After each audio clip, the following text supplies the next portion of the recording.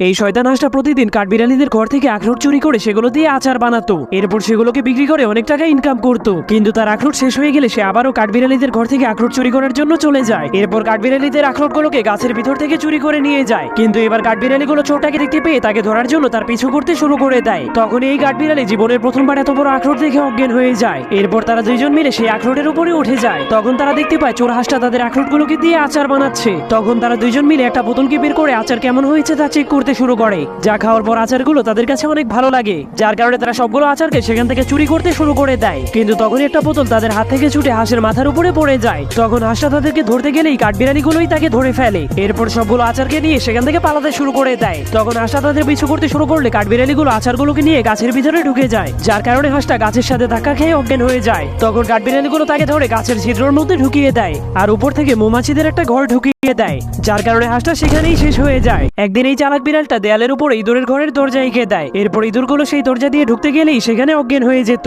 তখন চালাক বিড়ালটা সেই ইঁদুরগুলোকে ধরে ধরে খাওয়ার জন্য জমা করে রাখতো। ঠিক তখনই এই দুইটা ইঁদুর বিড়ালের চালাকি দেখতে পেয়ে ভয় পেয়ে তাদের ঘরে ঢুকে যায়। কিন্তু তখনই সেখানে একটা বিড়াল এসে তাদের ঘরের মধ্যে পাইপ দিয়ে পানি দিতে শুরু করে দেয়। এরপর আরেকটা বিড়াল তাদের ঘরের পিছনে ছিদ্র করে জাল দিয়ে ইঁদুরগুলোকে ধরতে শুরু করে দেয়। তখন সেই ইঁদুরগুলোকে ধরে ধরে অন্য একটা বিড়ালের কাছে দিয়ে দেয়। এরপর বাকি ইঁদুরগুলো নিজেদের জীবন বাঁচানোর জন্য ছোট ছোট টিউবের ভিতরে ঢুকে যায়। কিন্তু তারা বাইরে বের হলেই শয়তান বিড়ালগুলো তাদেরকেও ধরে ফেলে। এরপর সেই শহরের সবগুলো বিড়াল শহরের সবগুলো ইঁদুরকে ধরার জন্য আক্রমণ করে দেয়। তখন সবগুলো ইঁদুর নিজেদের জীবন বাঁচানোর জন্য ছাদের উপর থেকে লাফ মেরে দেয়, যার কারণে ইঁদুরের অ্যাম্বুলেন্স এসে তাদেরকে বাঁচানোর জন্য হসপিটালে নিয়ে যায়। তখন ইঁদুরের ডাক্তারেরা অসুস্থ ইঁদুরগুলোকে হসপিটালে চিকিৎসা দিচ্ছিল। ঠিক তখনই শয়তান বিড়ালগুলো তাদের হসপিটালেও আক্রমণ করে দেয়, যার কারণে হাসপাতালে সবগুলো ডাক্তার সেখান থেকে পালিয়ে যায়। পরের পর্ব দেখতে চাইলে ভিডিওটাকে লাইক করে কমেন্টে পার্ট 2 লিখে দিন।